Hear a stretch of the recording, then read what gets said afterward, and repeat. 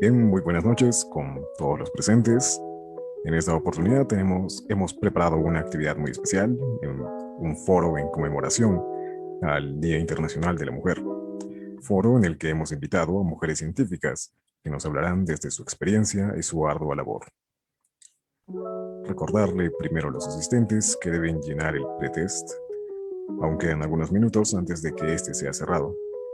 Estaremos pasando el link del post-test por el chat de esta reunión al finalizar la actividad. Y por supuesto, síganos en nuestras redes sociales. Al finalizar su pretest encontrará links a nuestras principales redes sociales. Somos Escora Sociema, Escora Sociemc y Escora Ciem. Y por supuesto, antes de pasar a las preguntas para nuestras invitadas y de, por supuesto, presentarlas, quisiéramos hacer una breve introducción.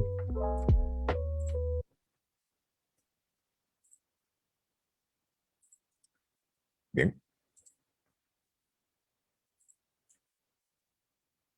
Entonces, el Día Internacional de la Mujer es un día de celebración y reivindicación de los derechos de las mujeres, derechos que han conseguido con su lucha. Es un día de recuerdo y de advertencia de todos los derechos que aún faltan por conseguir en una sociedad con igualdad real entre hombres y mujeres. Pero, ¿cómo nació el Día Internacional de la Mujer? Bueno, era común en los siglos XVIII y XIX que las mujeres y los niños trabajasen en la industria, tanto en Inglaterra como en Estados Unidos. En las fábricas de estos países eh, aún existía en ese entonces la explotación infantil, el trabajo infantil. Los niños eran sometidos a jornadas de 14 horas y sufrían accidentes y enfermedades al igual que sus pares adultos. Es desde 1900 que empiezan a surgir grandes sindicatos de mujeres que luchan por sus derechos y los derechos de sus hijos e hijas que trabajaban junto a ellas. En 1903, el sindicato de mujeres, The Women's Trade Union League, exigía los siguientes derechos: trabajar solo 8 horas al día, un salario digno para vivir, y para poder mantener el hogar. Y en 1908 también exigía derechos para sus hijos e hijas. Ya en 1908 era común celebrar el desfile del Día del Trabajo, especialmente del trabajo masculino. Es entonces que las mujeres se ven uniendo a los desfiles del Día del Trabajo, pero los sindicatos masculinos no luchaban contra la discriminación específica que sufrían las mujeres. Y en 1908, las mujeres del Partido Socialista de Estados Unidos eh, eh, dan el grito al aire para celebrar el día, el primer Día Internacional de la Mujer.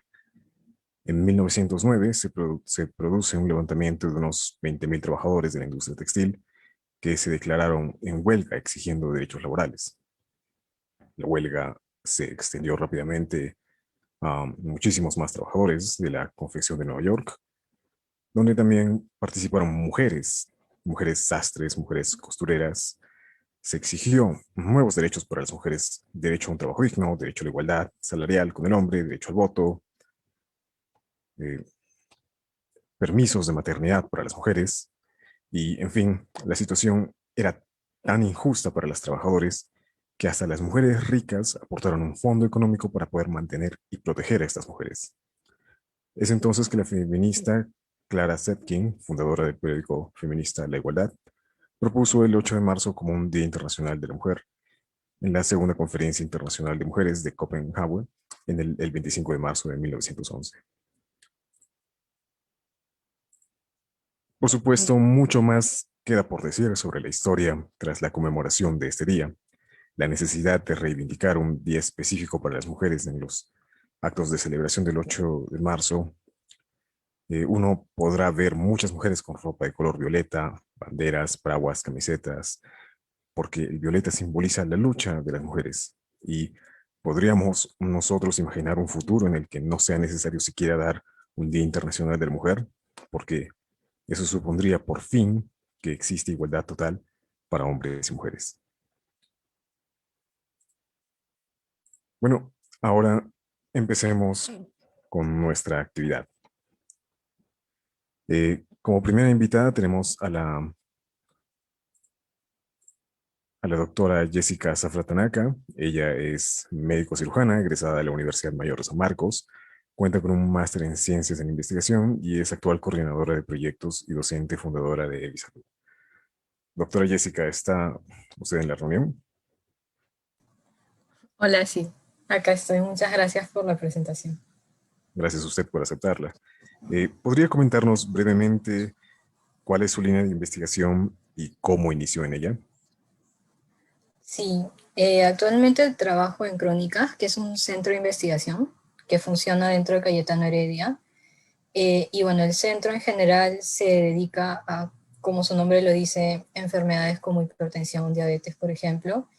Y yo puntualmente estoy trabajando ahorita estoy coordinando un proyecto que tiene como objetivo mejorar el acceso a insulina y se centra más que nada en pacientes con diabetes tipo 1, pero como insulina es algo que también se comparte con la parte de diabetes tipo 2, también vemos eso.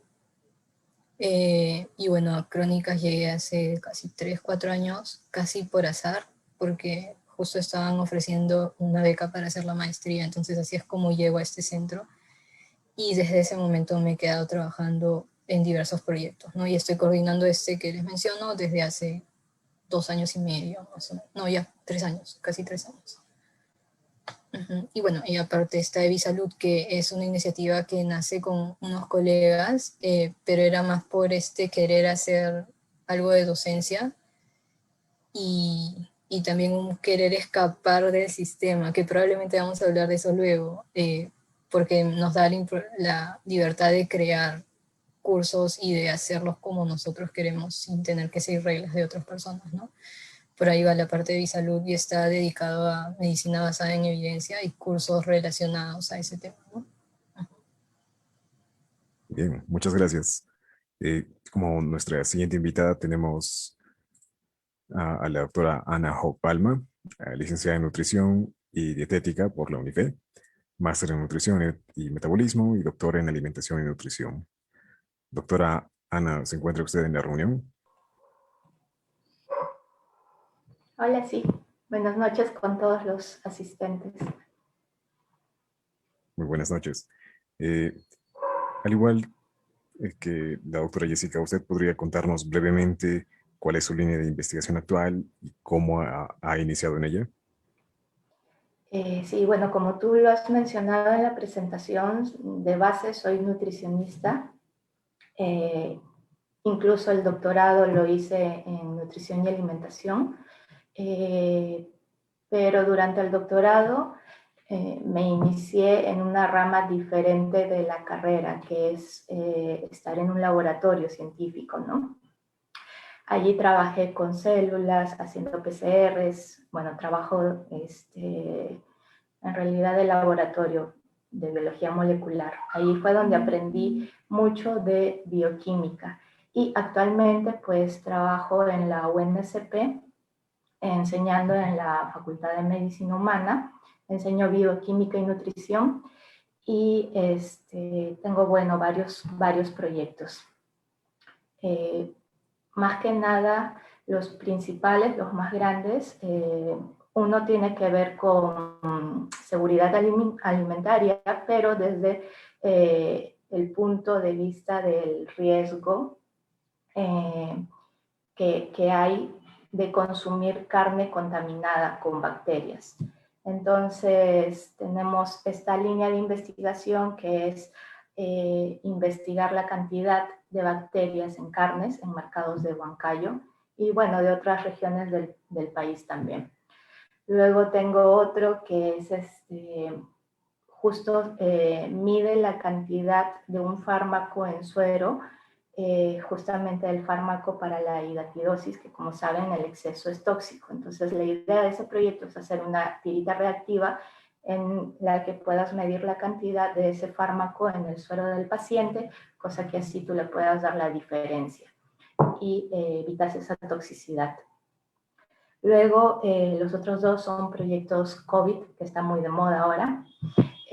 Uno es para analizar la cantidad de SARS-CoV-2 en aguas residuales, ¿no? Y la idea de eso luego es hacer una especie de modelo matemático y ver, tratar de predecir los brotes que surjan, bueno, en este caso en Huancayo, ¿no? Que es donde lo vamos a realizar. Y el último proyecto también lo estamos haciendo en los mercados de Huancayo y es sobre coronavirus, sobre transmisión de coronavirus, tanto en mercados de Perú como mercados de Bolivia.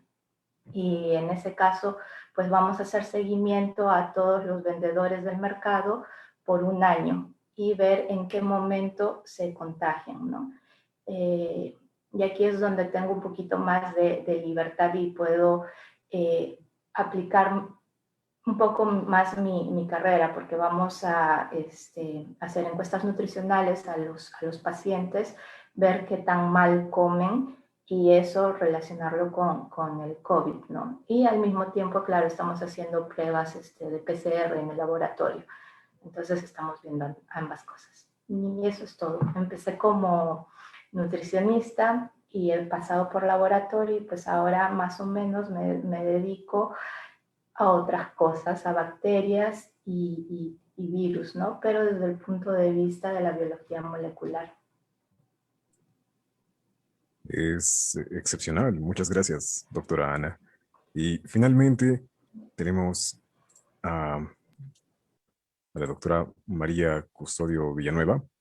Ella es bióloga egresada de la Universidad Nacional de Trujillo, con máster en ciencias en biotecnología, con mención en biotecnología microbiana, y también es doctora en ciencias ambientales y desarrollo sostenible.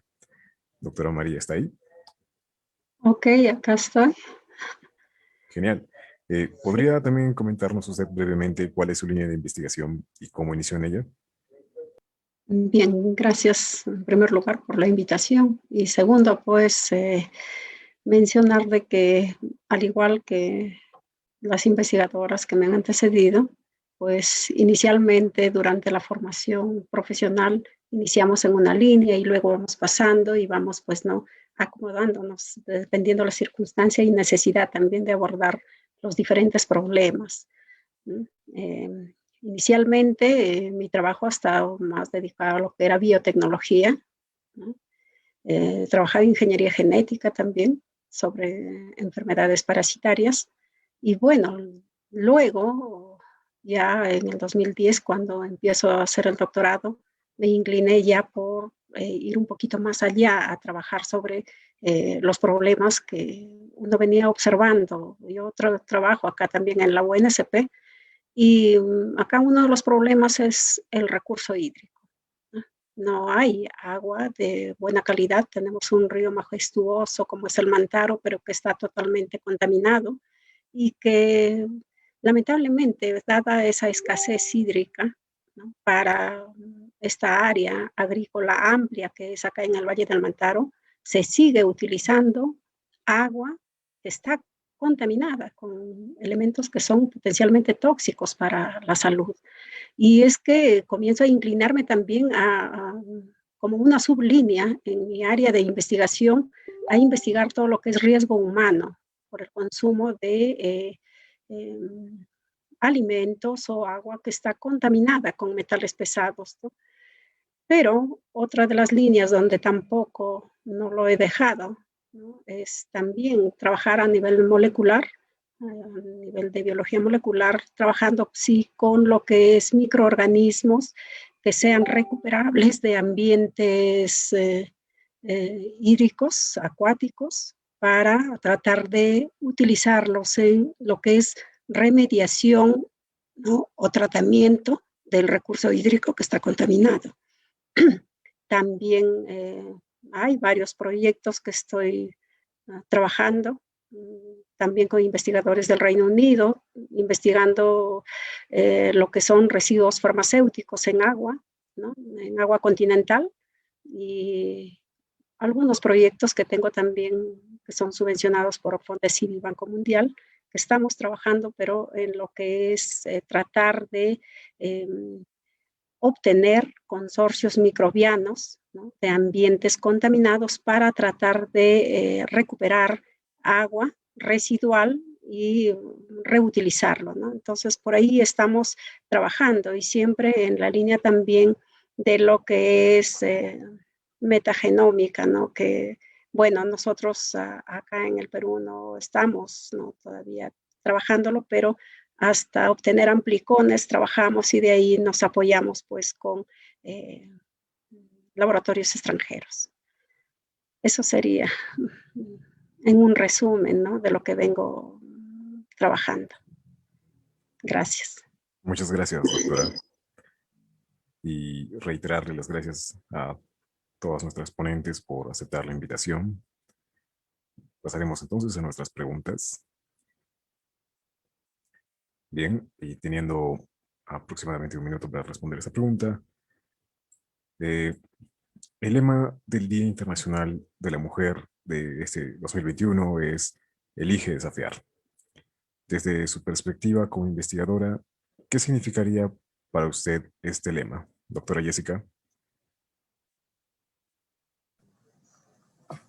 Ya, creo que es bien complejo, pero creo que sería, o sea, puede tomarse desde el punto de vista de investigación, pero creo que es algo más general, es el hecho de ser lo suficientemente valiente para identificar qué es lo que quieres ser y hacer y lanzarte a intentar lograr eso, ¿no? Independientemente de todos los estereotipos que pueda haber, independientemente de lo que se espere de ti, quizás por ser mujer o por alguna otra condición, sería eso, ¿no? Desafiar lo que se espera, pero tienes que saber qué es lo que quieres primero, ¿no? Y eso tendría que ser la guía o la brújula que te lleve a través de este camino que a veces es tortuoso y difícil de ubicarse, ¿no? Pero eso para mí.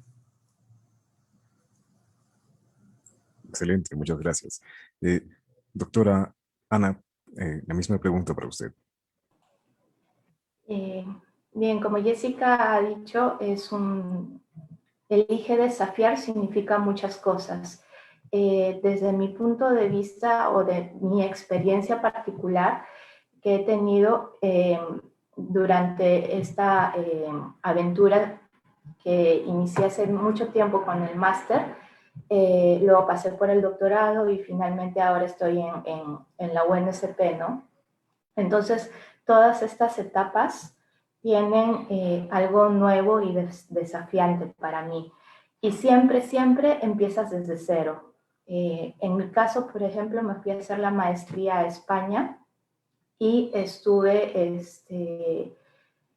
cuando estás en la maestría, pues las cosas te parecen complicadas, pero viéndolo en retrospectiva, no eran tan complicadas como lo que me parece todo lo que involucra investigar ahora, ¿no? En el máster te dan las cosas un poco masticadas para que tú hagas los experimentos y demás, de una forma muy fácil, te llevan de la mano, ¿no? Luego cuando pasas al doctorado, empiezas desde cero, sin saber absolutamente nada, es otra nueva etapa de la vida, ¿no? En donde tienes que estar estudiando constantemente y desafiándote a ti, porque en esta etapa aprendes a hacer investigación, ¿no? Y luego, finalmente, ahora estoy en otra etapa en donde estoy de docente, ahí he visto a algunos chicos de la facultad y como investigadora también, ¿no? Y en este caso en particular, pues desafiarme a mí mismo significa vencer los miedos que uno pueda tener al fracaso, porque cuando estás en esta etapa necesitas conseguir proyectos de investigación, ¿no? Necesitas a lo mejor, tienes que vender tu idea, tu idea loca de investigación se la tiene que comprar otra persona, ¿no? Entonces, para hacer eso tienes que aprender a hacerlo. Y la mayoría de veces te vas a dar cuenta de que fracasas, que como presentas tu investigación, pues no les agrada a los financiadores, ¿no? Entonces vas aprendiendo, es un proceso largo de enseñanza-aprendizaje, pero con cada fracaso aprendes a mejorar. La cosa es no rendirse y continuar avanzando, dar el primer paso sin miedo al rechazo. La mayoría de los proyectos de investigación son rechazados y muy poquitos son los que se aprueban y obtienen la financiación, ¿no? Entonces, yo ahorita estoy en esa etapa de mi vida en donde ser desafiante para mí significa dar el primer paso sin miedo al fracaso. Simplemente tratar e intentar lanzarte a la piscina, ¿no? Y a ver qué tal te va. Muchas gracias y de verdad, muy inspirador. Doctora María, la misma pregunta para usted. Sí, bueno, creo que tenemos un común denominador con lo que ya están versando. Sin embargo, podría adicionar ahí de que este lema, en muchas de las ocasiones, ha sido para mí romper paradigmas. Yo trabajo en la Universidad del Centro, también en la Facultad de Medicina, antes estaba trabajando en la Facultad de Zootecnia, ¿no? Pero no soy de acá de Huancayo, ¿no? Yo soy de la parte norte del Perú y venir acá a Huancayo, concursar por una plaza donde llegas y no conoces absolutamente a nadie, donde ha habido gente que ha estado en esa plaza trabajando muchos, pero muchos años contratado y venir a desafiar, ¿no? Para lograr esa plaza. Y muy joven, hace 22 años, casi 23 años atrás, ¿no? Llegar acá y es un desafío. Yo lo tomo desde el punto de vista que eso para mí fue un desafío, dejar a toda mi familia atrás, ¿no? Y venir acá, instalarme acá, ¿no? Y llegar a una facultad, ¿no? Que bueno, conforme iba pasando el tiempo, fui calando en la facultad, pero es una facultad de ingeniería, es full varones, ¿no? Mujeres eran pues el 3, 4% de su plana docente. Entonces, eso fue para mí un desafío, romper paradigmas y asumir varios cambios, ¿no? Varios cambios en mi quehacer, ¿no? No solamente en la parte de investigación, sino que también en la parte académica, ¿no? Salir a campo, ¿no? Asumir actividades que son propias, como se cree entre comillas, de varones, pero que uno como mujer también puede hacerlo, ¿no? Puede hacerlo. Entonces, eso para mí significa este lema, es donde es salir de tu confort, venir a un espacio nuevo, ¿no? Tratar acá de demostrar que sí tienes capacidad de hacer las cosas y pues a la fecha veo que para mí sí ha funcionado, ¿no? Romper muchos paradigmas y ahora sentirme también un poco ya en mi confort, ¿no? Un poco más sosegada en mi actividad. Eso es lo que podría comentarles, ¿no? Gracias. Gracias a usted por su respuesta, doctora. Entonces, ahora pasaremos a nuestra siguiente pregunta,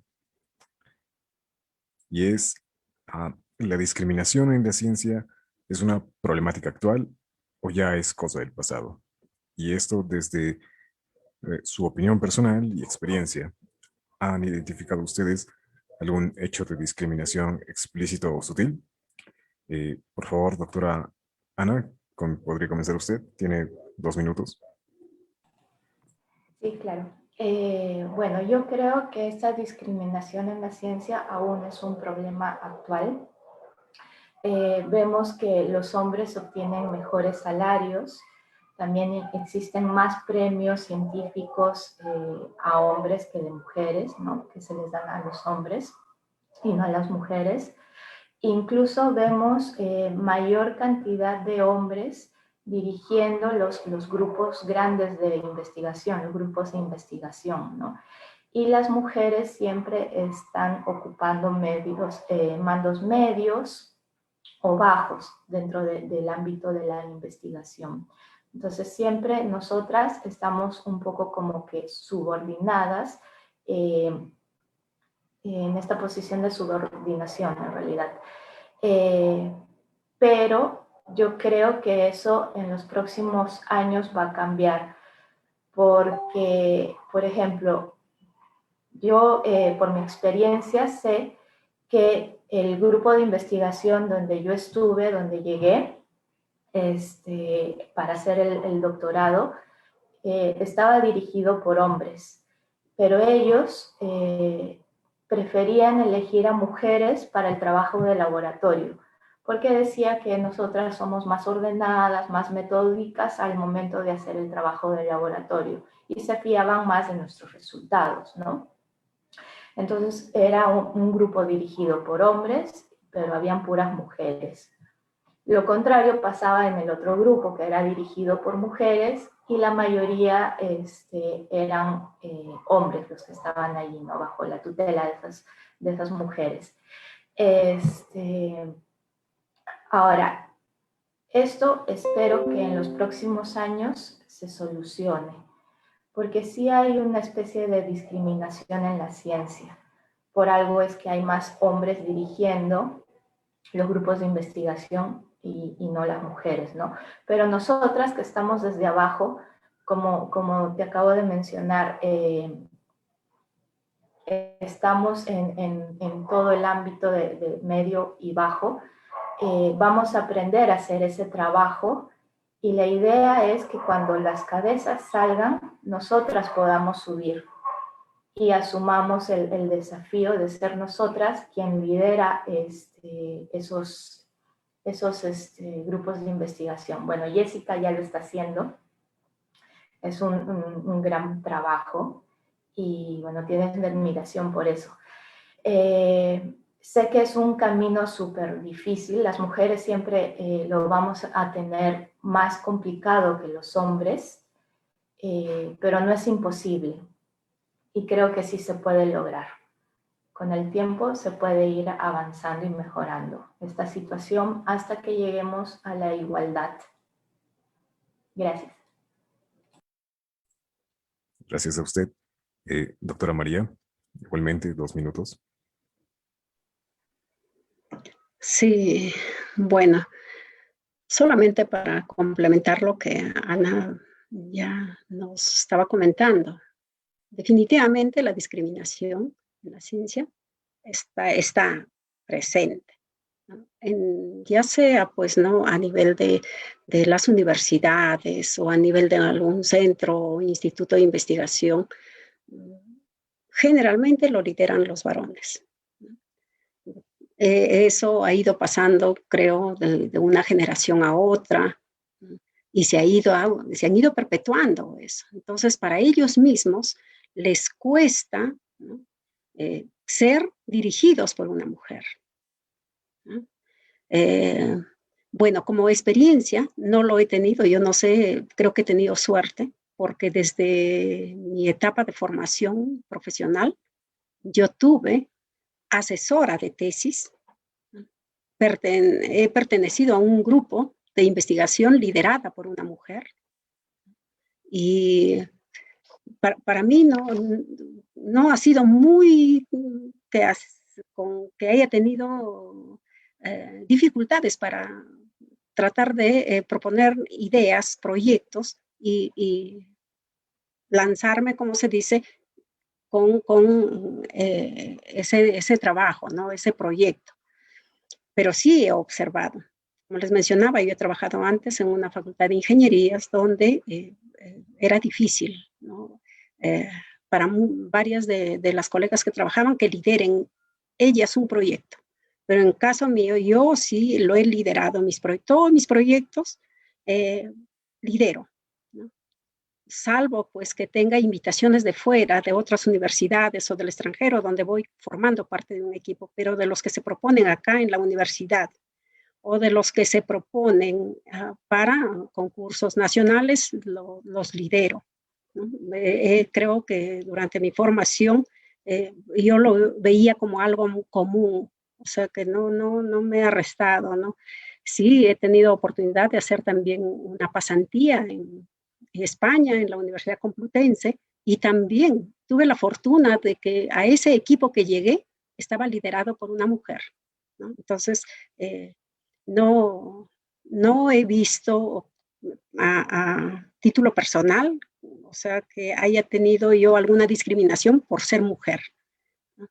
Pero sí he observado en terceras personas, ¿no? Terceras personas que sí, a veces la idea puede estar de la mujer, pero llegó al equipo, al grupo, y lo toma y lo lidera un varón.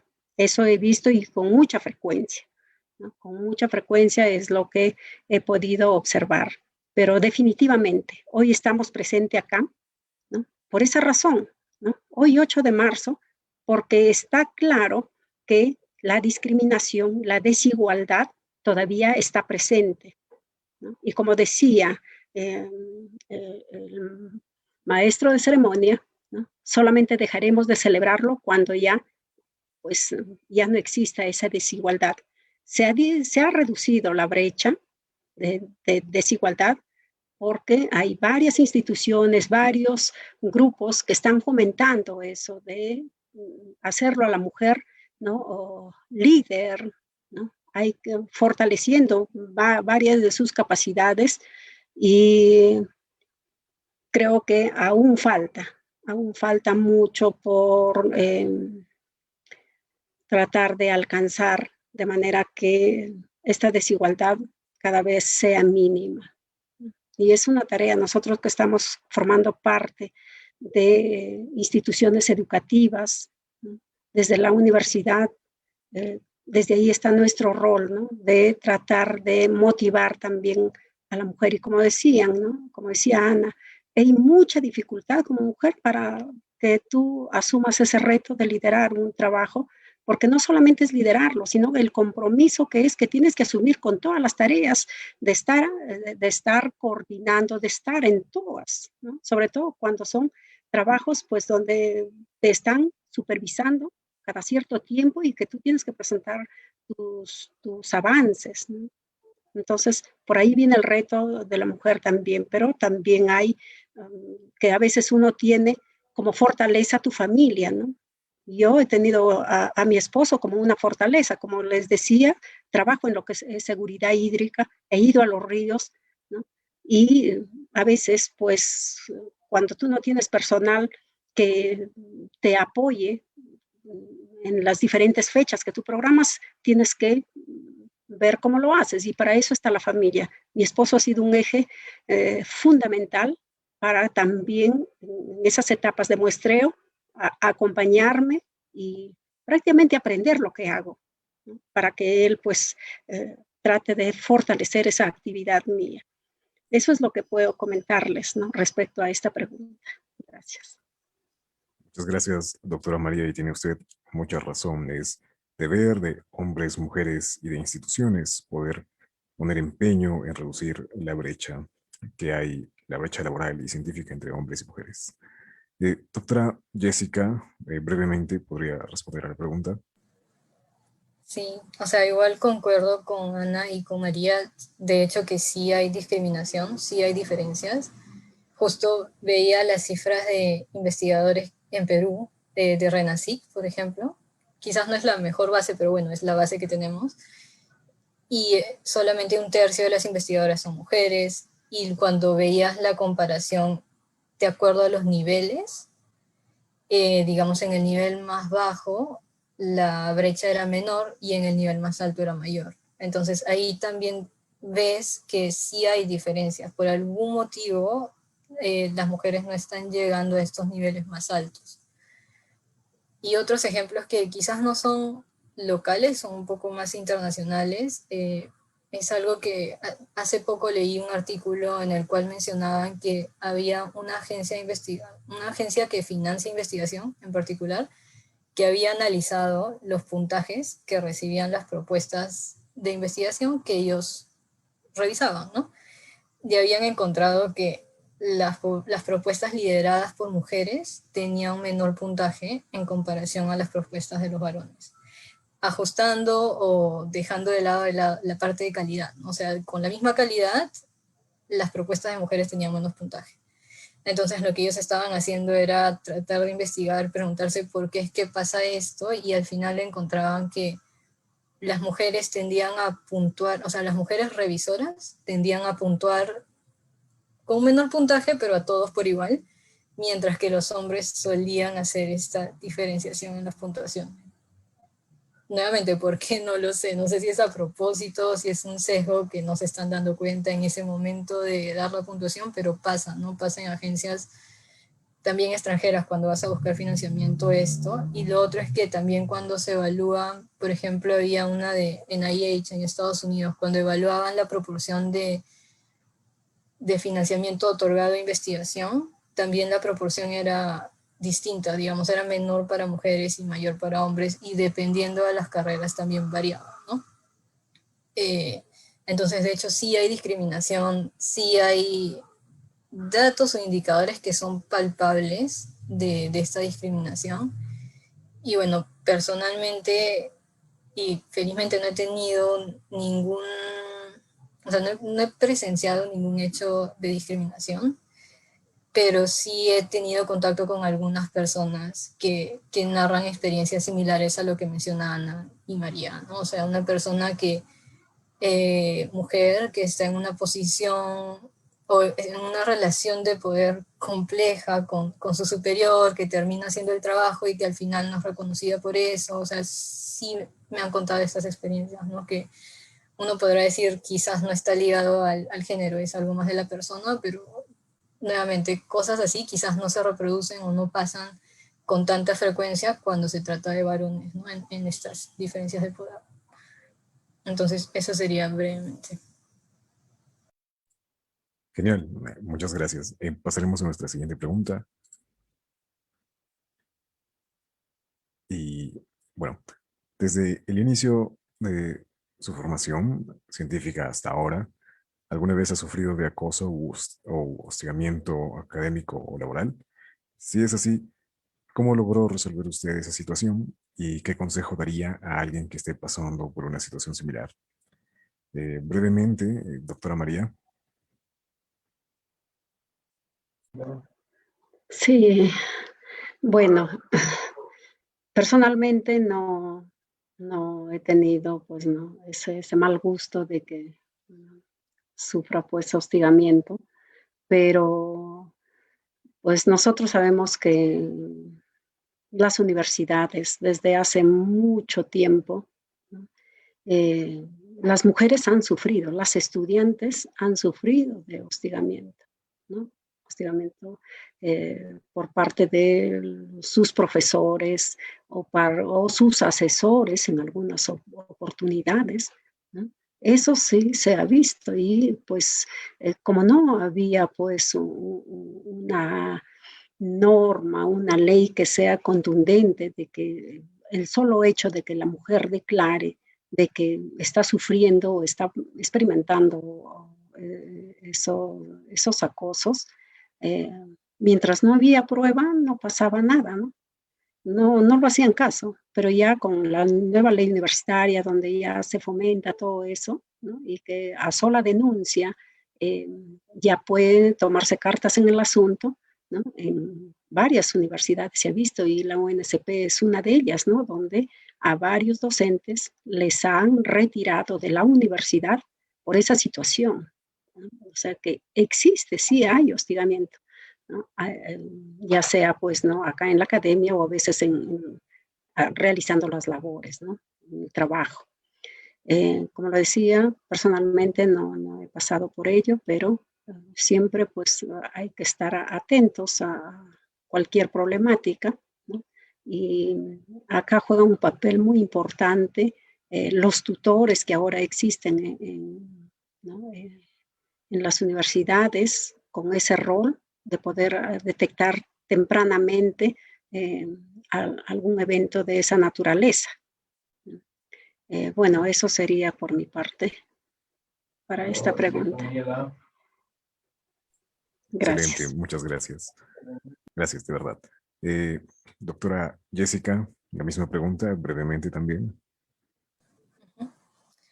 Bueno, felizmente tampoco he pasado por esta situación, pero creo que lo que yo pensaría como potencial, no sé si exclusión, pero consejo sería el interiorizar que si es que pasa algo, no es culpa de uno, que es la otra persona, y como que cogerse de eso para agarrar confianza y fuerza y conversar de la situación, ¿no? O sea, puede ser con, no sé, familia, amigos, puede ser con un mentor, alguien con quien se tenga confianza, y también lo que menciona la doctora María, o sea, si hay mecanismos para denunciarlo, también hacerlo, ¿no? Pero creo que para llegar a este punto primero tienes que interiorizar esto de que no es tu culpa y no sentir vergüenza o sentir que por algún motivo tú estás causando la situación, ¿no? Creo que sería empezar por ahí, ¿no?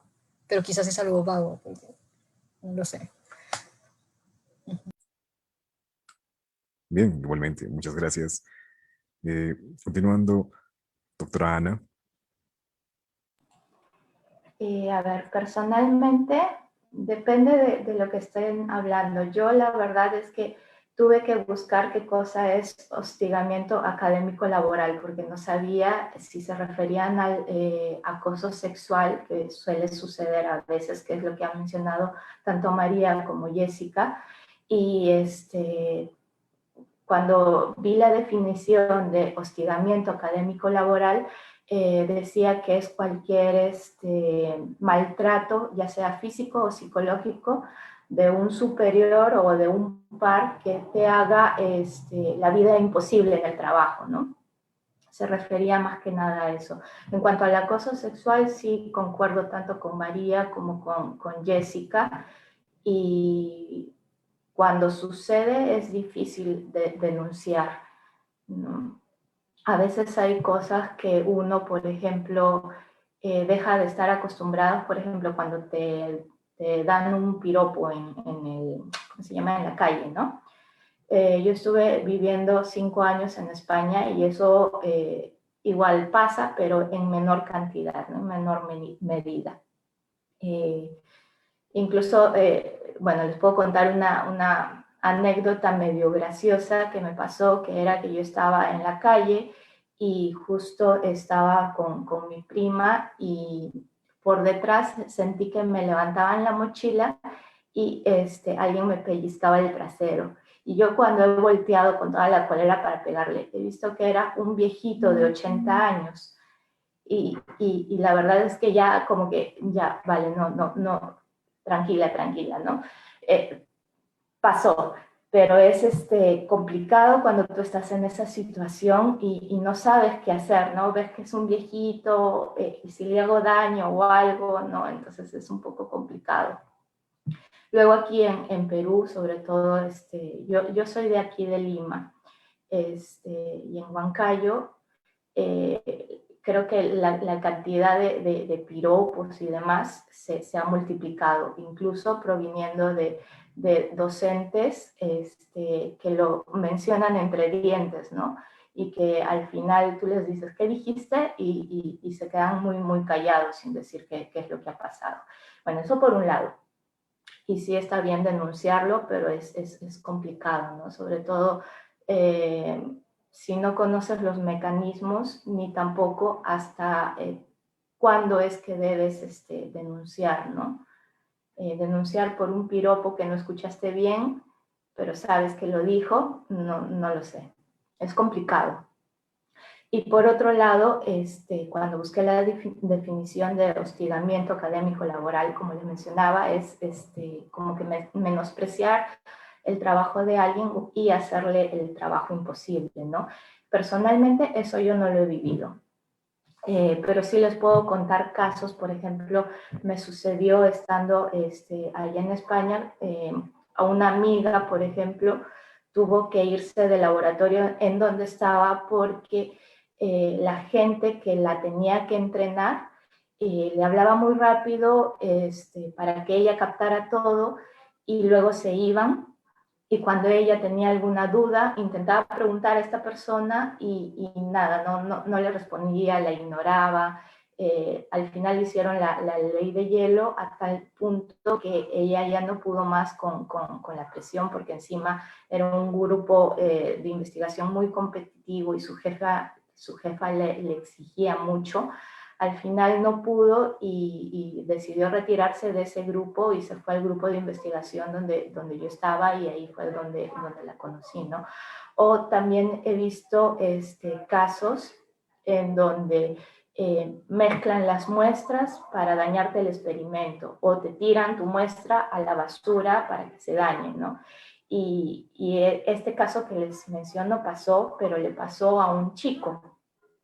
O sea que en el caso de hostigamiento laboral dentro del mundo de la investigación, según lo que yo he visto, no creo que tenga que ver con el género. Más bien tiene que ver con la competencia que hay dentro de los grupos de investigación y las ansias de querer sobresalir y sobrepasar al otro, sin importarles hacerle daño, ya sea psicológicamente, como les mencioné, el caso de mi amiga, o tirar las muestras directamente a la basura, como les comenté de este chico, solo con el afán de sobresalir esta persona y la otra no. Eso creo que es más que nada por el ambiente competitivo que se da cuando los grupos son muy sobresalientes. Y eso es lo que les podría decir. Muchas gracias, doctora Ana. Nuestra siguiente pregunta, y haciendo mención de que nuestro tiempo apremia, agradeceríamos su brevedad. Nuestra siguiente pregunta es si considera que la ciencia es diferente si es conducida por un hombre o por una mujer. En nuestro país, el número de varones que alcanzan niveles altos en los puestos de docencia e investigación aún supera al número de mujeres que logran lo mismo. ¿Por qué cree usted que se da esta invisibilización de las mujeres en el desarrollo de las ciencias? Doctora Jessica. Ya cuando leí esa pregunta me pareció bien compleja. Yo pensaría que no tendría que ser difícil, perdón, diferente, si es que es conducida por hombres o por mujeres, y que al final va a depender mucho de las experiencias que haya vivido cada persona, del contexto, que igual pueden estar influenciadas por el género. Pero yo creería que no. He tenido la chance de trabajar en proyectos liderados por varones y liderados por mujeres, y felizmente los proyectos se han llevado bien, y eran proyectos en los cuales reconocían el trabajo que hacías y había un espíritu más de trabajar en equipo, qué sé yo. Entonces, no, la verdad no he visto una diferencia entre unos y otros. Eh, Creo que básicamente lo ideal sería que los líderes sean conscientes de estos problemas que hay, ¿no? De estos potenciales sesgos que uno no se da cuenta, de algunas cosas que se normalizan, para que traten de implementar estrategias y evitar esta discriminación, ¿no?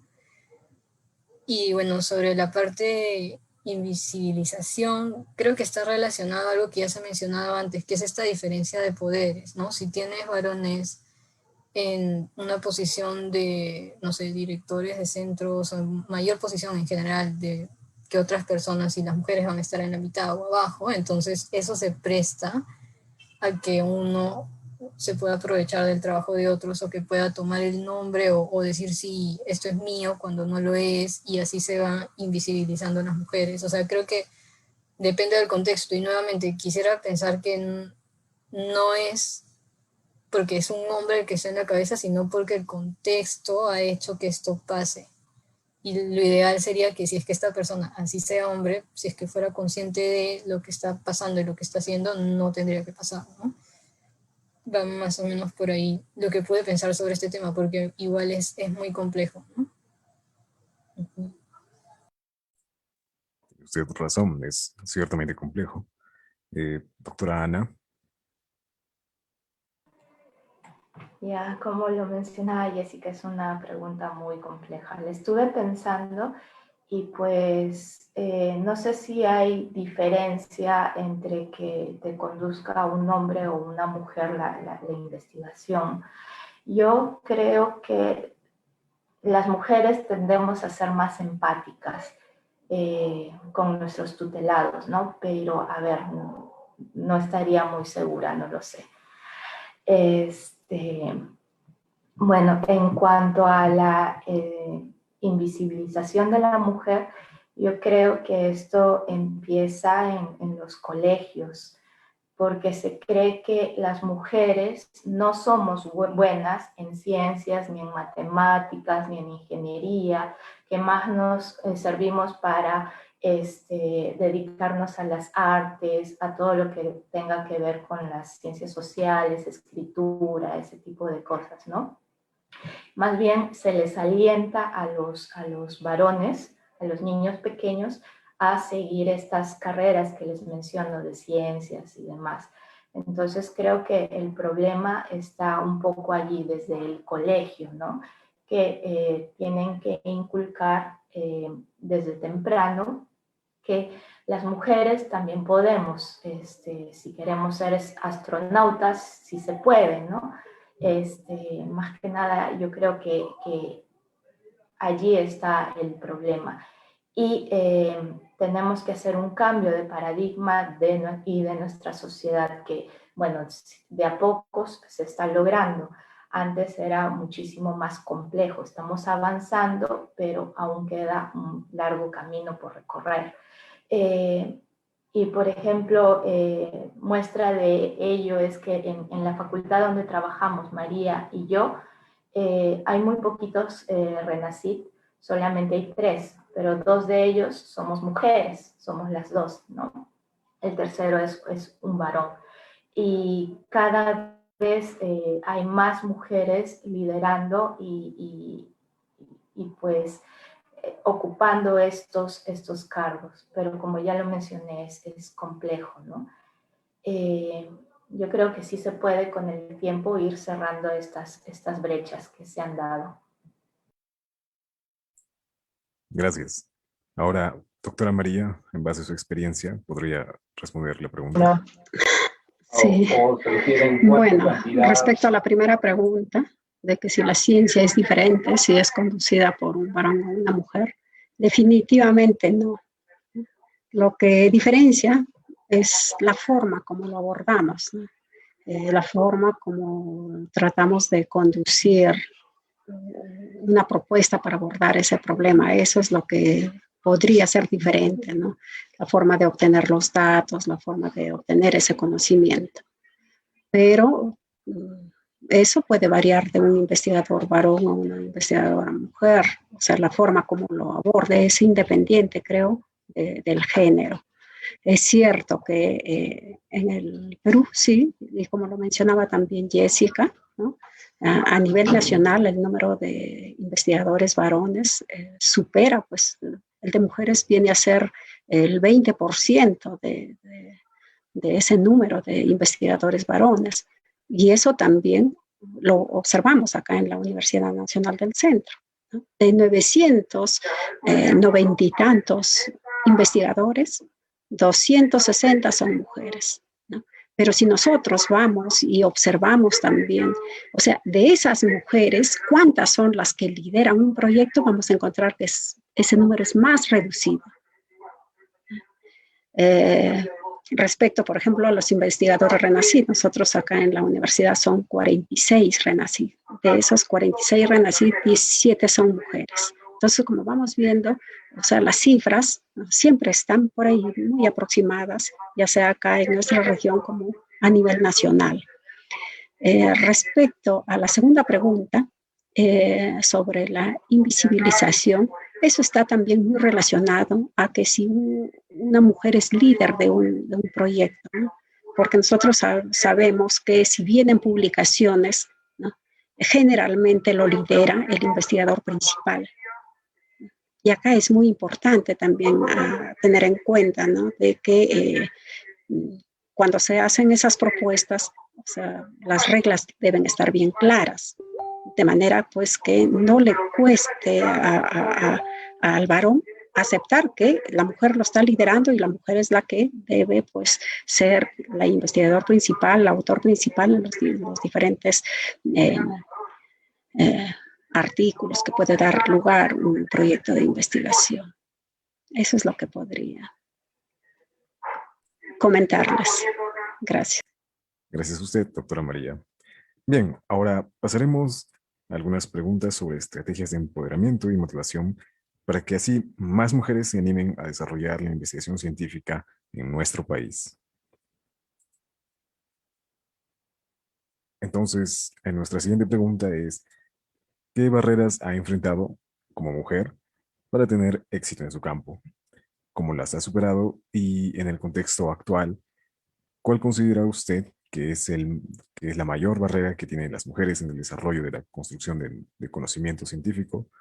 ¿Y cuáles son los nuevos desafíos que ha de enfrentar? Doctora Ana, brevemente, por favor. Ok, voy a ser breve. Dentro de las barreras podría mencionar dos. Una que es conmigo misma, que uno, por ejemplo, intenta no tener miedo y continuar. Yo he vivido en un país extranjero en donde no conoces a nadie, habían costumbres nuevas, extrañas a tu familia, pero aún así sigues adelante, ¿no? Esa sería una barrera personal mía. Y en cuanto a otra barrera que he encontrado, el hecho de ser mujer, por ejemplo, hace que tener una familia sea más complicado. Al menos a mí, en mi caso en particular, cuando estaba en la Universidad de Barcelona haciendo el doctorado, yo trabajaba con radioactividad, con carbono 14. Entonces decidí aplazar el planificar una familia y varios años. Entonces tuve que poner en pausa una parte de mi vida para lograr el objetivo de obtener el doctorado, ¿no? Y eso porque me gusta investigar. Y claro que en este caso al Perú todavía le falta demasiado. En el caso del Perú, la baja por maternidad dura solamente 49 días antes del embarazo o sea, durante y después de que nace el bebé. En cambio, por ejemplo, en Suecia el permiso de maternidad, ni siquiera se llama permiso de maternidad ni de paternidad, le dicen permiso parental. Dura como 1 año con 3 meses y ambos padres se lo pueden dividir y encima les dan una bonificación para que se dediquen ese año y pico solamente a criar el hijo, ¿no? Y dan flexibilidad en el trabajo. Entonces yo creo que en ese aspecto de la vida, en el caso de Perú aún le falta muchísimo, ¿no? Y es una de las barreras que yo he podido encontrar personalmente como mujer, ¿no? Gracias. Doctora María. Sí, creo que tenemos un punto en común también con lo que menciona Ana. También la principal barrera ha sido, bueno, dejar a mi familia, ¿no? Para seguir, pues, la maestría, hacer la tesis, ¿no? Viajar a Lima, quedarme varios días ahí durante prácticamente 2 años que ejecuté la tesis. Fue dejar a mi familia y eso fue una barrera, pues dejar a mi bebé que tenía apenas 10 meses, ¿no? Porque a veces, pues, como se dice, pues viene el embarazo y postergas un momento, pero después tienes que retomarlo y esa es la principal barrera en una mujer, ¿no? Dejar a tu familia, ponerlo por delante a veces estas responsabilidades que asumimos y dejarlos que esperen. Entonces, esa es una de las principales barreras que uno tiene. Y respecto a mi formación profesional, bueno, ahí sí puedo ver no como barrera, sino como prácticamente un trampolín, como les comentaba, entrar en un grupo de investigación liderada por una mujer que le apasionaba la investigación, que estaba ahí y que realmente ahora que conocemos en ese contexto que para mí no ha sido solamente una asesora, sino una mentora, porque estuvo en todo momento y me ayudó a crecer. Me ayudó no solamente a abrazar la investigación, sino que también adoptar ese comportamiento ético, ¿no? Que a veces se le deja de lado. Entonces, eso es lo que aprendí y fue un gran referente para mí, mi asesora, bueno, que ahora pues que en paz descanse, ya ha fallecido, pero que siempre voy a recordarlo y a veces también así en reuniones con estudiantes les comento, ¿no?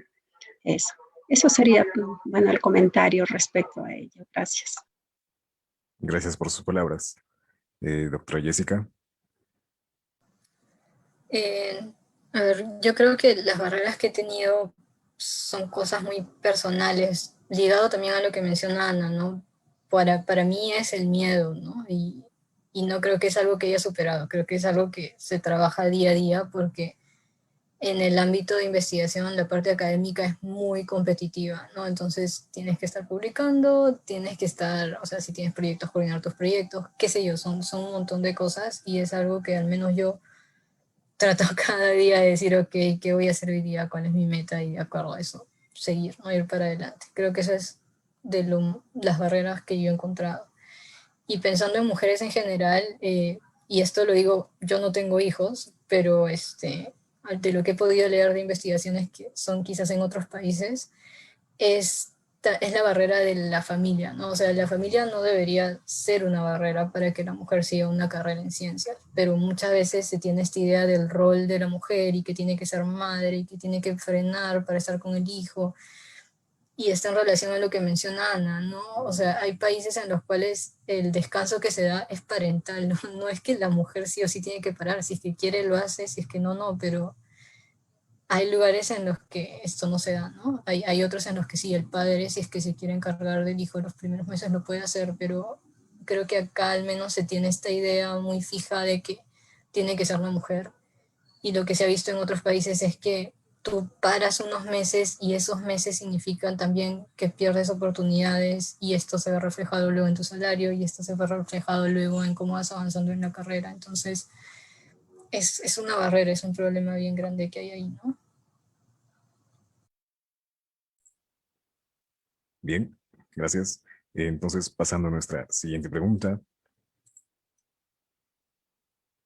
um, de manera muy puntual y objetiva, según su propia experiencia, eh, ¿qué consejo le daría a las mujeres que están comenzando o considerando iniciar, desarrollarse en el campo de la investigación científica? Doctora María. Sí, creo que esta pregunta va muy concatenada con la anterior, ¿no? De las barreras. Y bueno, esto espero que no desanime a quienes están acá en el auditorio y que están en inicios de la investigación. Pues lo que se tiene que hacer primero es no desanimarse. Y sabemos que dedicarte a la investigación es dar mucho de tu tiempo, postergar muchas cosas que tienes que hacer, ¿no? La actividad investigativa, sí, a veces hasta podría ponerlo entre comillas, implica sacrificios, ¿no? Sacrificios en el caso de que a veces puedes cancelar alguna reunión con tu familia porque tienes ya un programa, ¿no? Trabajas en equipo y así es que tienes que dejar a veces fechas que a veces son muy importantes, lo tienes que postergar, ¿no? Entonces, de eso ya debemos ser conscientes y para eso viene la planificación.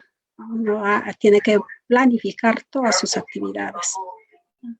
El otro consejo bueno que puedo también es que entren a la investigación en etapas tempranas de su formación profesional. Ahora, por ejemplo, muchos está fomentando la investigación formativa en las universidades. Yo creo que eso tienen que abrazarlo con mucha pasión. Sí, pues por ahí una de sus líneas, ¿no? Les interesa y está entre sus propósitos también convertirse en un investigador, una investigadora, entonces tiene que empezarse a involucrarse entonces en esas fases tempranas de la formación profesional. Y otro muy importante, que bueno, eso lo aprendí, es que cuando uno está en ese proceso de formación profesional, uno detecta de inmediato, ¿no?, a quién voy a seguir por esa experiencia investigativa, ¿no? Entonces ahí viene el de adoptar ese comportamiento ético, ¿no? Eso es lo importante y tiene que desarrollarse desde esa temprana edad en la investigación. Yo creo que esas serían algunas pautas, ¿no?, que podría decirle a los estudiantes que están acá. Eso sería por mi parte. Gracias. Muchas gracias por los consejos de usted. Doctora Jessica, por favor. Sí, creo que son consejos no solo para mujeres, creo que es en general para los que quieran hacer investigación. Creo que es plantearse metas claras y trabajar para lograr eso. Y lo digo porque es difícil el camino de investigación, entonces si no tienes tan claro qué es lo que quieres y por qué y no sabes qué pasitos estás dando para llegar a eso, es muy fácil perderse. Entonces diría que eso es uno. Y lo otro que ya lo he mencionado antes es ser persistente y tener mucha paciencia porque vas a mandar tu paper a varias revistas y te van a chotear, vas a mandar tu financiamiento y esto también no te van a financiar. Entonces la idea es ser persistente y seguir intentando porque ya en algún momento se encontrará un nicho en el cual esto, no sé, si es un proyecto puede ser financiado, por ejemplo, ¿no? Lo otro creo que sería buscar buenos mentores, que está relacionado a lo que menciona María, ¿no? Pero son mentores que sí, o sea, tengan habilidades en la parte de investigación, pero que también sean íntegros como personas, ¿no? La parte ética y también el hecho de que, al menos yo diría, que busquen una persona que también tenga una vida fuera de la investigación, porque este balance del trabajo y la vida personal es algo difícil de lograr y creo que es más sencillo cuando tienes un mentor o una persona que ya ha pasado por todo esto y que ha aprendido algunas cosas y que puede manejarlo mejor. Entonces creo que eso también es importante. Y una última cosa sería buscar un equipo en el cual se sientan a gusto y esto en relación a experiencias que ya han narrado antes, ¿no? O sea, a veces llegas a un equipo o el ambiente no es bueno, o las relaciones entre las personas no es buena porque hay mucha competitividad, qué sé yo, o sea, esto me sorprendió bastante lo que dicen que te dañan el experimento así directamente, o sea, cosas así. No creo que sean la regla, entonces es buscar un equipo en el cual uno se sienta a gusto, en el cual encaje, ¿no? Porque a veces hay esta idea de que esto es lo único que tengo y si me salgo de acá no voy a tener otra oportunidad, y eso no es cierto, hay varios nichos en los cuales pueden crecer, pero la idea es buscar dónde, o sea, y sabiendo qué es lo que esperan encontrar en estos equipos, ¿no? En términos de qué espero desarrollar, pero también qué valores espero encontrar en estos centros de investigación, por ejemplo, ¿no? Creo que esos serían algunos consejos. Bien, muchas gracias. Ahora, doctora Ana, por favor. Okay. Yo lo que me gusta de la investigación, lo bonito de esta, es que no es rutinaria para nada. Siempre estás aprendiendo y descubriendo algo nuevo y diferente. Entonces, si eres una persona curiosa que le gusta saber el porqué de las cosas, adelante, investiga, ¿no? Y este consejo es tanto para hombres y mujeres, para quien se quiera dedicar a la investigación. Y que te lances a la piscina. Cualquier contribución es buena, por pequeñita que sea, ¿vale? Otro consejo bueno, también lo daría, pero bueno, ya lo dijo Jessica y María también, pero es muy importante, es ser paciente y ser resiliente, porque las cosas no salen a la primera y es muy complicado y difícil seguir este camino de la investigación. También tienes que tener pasión por la ciencia, ser flexible y creativo, ¿no? Pero si te gusta la ciencia, pues, como dicen los españoles, a por ello. Y por último, diría que tienes que ser un mercenario de la investigación, porque veo muchas muchas personas que están haciendo sus tesis, ya sean de maestría, doctorado, no importa, pero que están tan fijados en el tema que les apasiona y que quieren investigar y quieren descubrir, no sé, la pólvora, que finalmente, al final no consiguen financiación para hacer lo que ellos quieren, ¿no? Es muy complicado. En cambio, tienes que buscar un tema que esté de moda y que sea de interés. De esta forma va a ser más fácil que consigas financiación. Ya cuando seas uno de los top investigadores, qué sé yo, del país, ya te dedicas al tema de investigación que querías hacer, ¿no? Pero más o menos tienes que ser un poco mercenario de la investigación en ese sentido, al menos cuando uno está empezando. Y luego cuando tengas recursos, ya hayas armado tu laboratorio y todo eso, y tengas prestigio, ya puedes ir por la rama que querías, si es que aún quieres, ¿no? Ese sería mi consejo, básicamente. Estupendo. Y ahora, para nuestra pregunta final y para acabar con esta actividad, en su opinión, ¿qué estrategias y acciones se deberían implementar a nivel nacional para fomentar la participación de las mujeres en la ciencia? ¿Podría comenzar, doctora Jessica, muy brevemente? Sí, me gustaría tener una respuesta más basada en evidencia, pero no sé, cuando busqué rápidamente no encontré algo tan claro.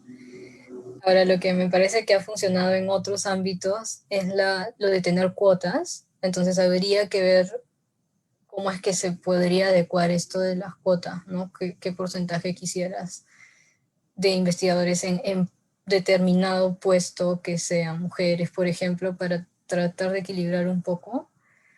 Y lo otro que también me parece muy útil y que ya se está haciendo, pero que debería hacerse en todos los ámbitos, es el de tener los indicadores, tanto de investigación como la parte más académica, o sea, saber cuántos investigadores o cuántas personas en diferentes puestos tienes y tener los indicadores separados por género porque eso también te ayuda a darte cuenta si es que está pasando algo, ¿no? Te sirve para monitorear cualquier intervención que estés implementando.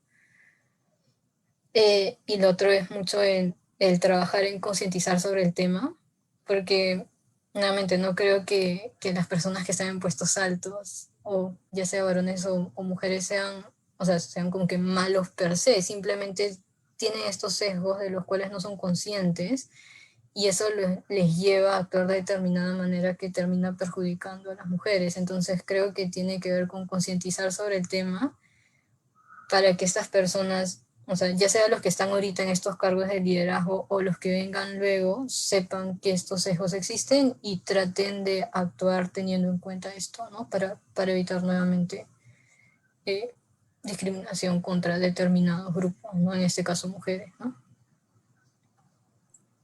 Excelente. Muchas gracias, doctora Jessica. Bien, doctora Ana, por favor. Bien, yo solo conozco de dos estrategias a nivel nacional que están haciendo. Una es el Fondesit, por ejemplo, te da un puntaje extra si quien lidera el proyecto es una mujer, ¿no? Y otro también que he visto es que hay una beca del Pronavec exclusivamente para que las mujeres se desarrollen y puedan seguir maestrías en el extranjero, pero es exclusiva para mujeres. Ahora, en cuanto a estrategia a nivel nacional, ya se los mencioné antes, creo que desde el colegio, desde que estamos muy pequeños, debería inculcárseles a las niñas que también pueden ser ingenieras si es que lo desean, ¿no? Básicamente sería eso. Luego, pues, ¿qué otra estrategia implementaría? Esa es la única que se me ocurre, no se me ocurren más. Bien, entonces, doctora María, para terminar. Sí, creo, y bien, ¿no? Coincido con Ana, con Jessica.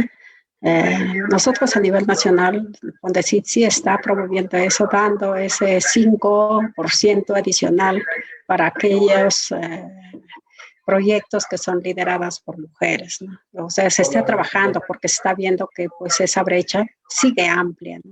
En cuanto a género. Eh, la SUNEDU también está trabajando de fomentar, ¿no? La investigación formativa, es uno de los criterios, ¿no? De licenciamiento en las carreras, por ejemplo, de ciencias de la salud. Entonces ya se está trabajando. Sin embargo, por ejemplo, a nivel de universidad, que es donde, pues, ¿no? Donde uno más conoce porque ahí trabajamos, sería bueno que se implemente la tutoría en investigación,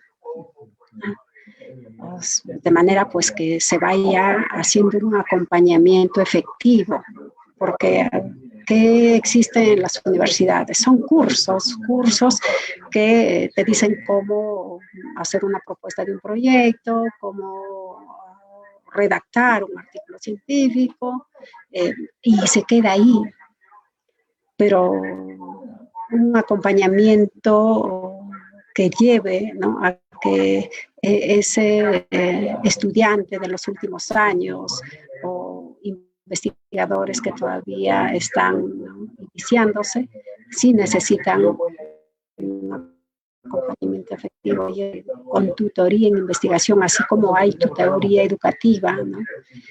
Para detectar algunos problemas en los estudiantes. Si es que se implementa investigación, yo creo que eso sería muy valioso para tratar de incrementar también a que eh,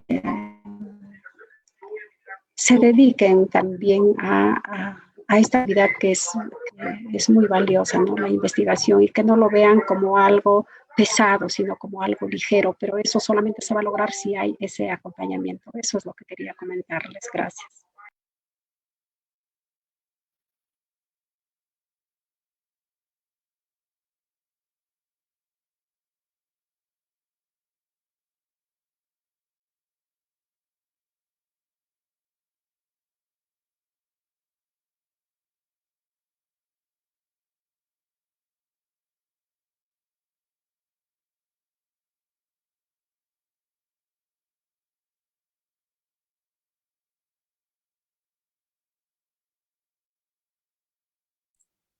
Bien, disculpen.